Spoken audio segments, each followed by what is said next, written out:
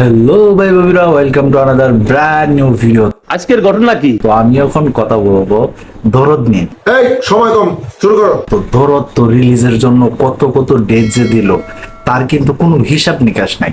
অনন্য মামুনও কিন্তু বারবার জানাইছে, জানানোর পরেও কিন্তু দরদ কবে যে রিলিজ হইব এটা কিন্তু সঠিকটা কেউ বলতে পারে নাই। কিন্তু এই মুহূর্তে দরদের একটা আশার আলো দেখা যাইতেছে। তো ঘটনা হইলো দরদ কিন্তু এই মুহূর্তে বাংলাদেশ যে সেন্সর বোর্ড ছিল ওইখানে জমা পড়ছে।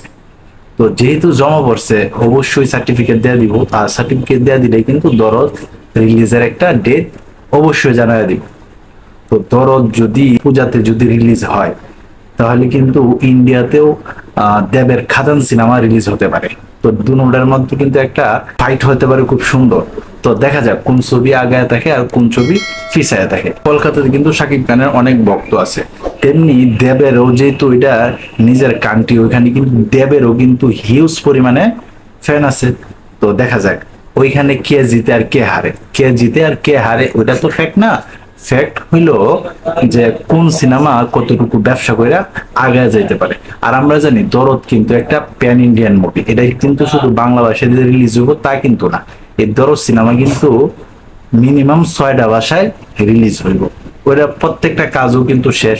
তো এখন মাত্র শুধু দরদের মুক্তির অপেক্ষায়, এছাড়া কিচ্ছু না।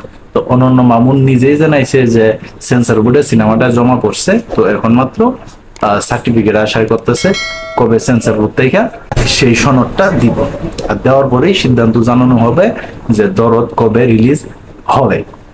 তো এই ছিল এখনকার মতো ভিডিও। তো সবাই ভালো থাকবে, সুস্থ থাকবে, কাছে মানুষটা ভালো রাখবে। ধন্যবাদ সবাইকে, আল্লাহ হাফিজ।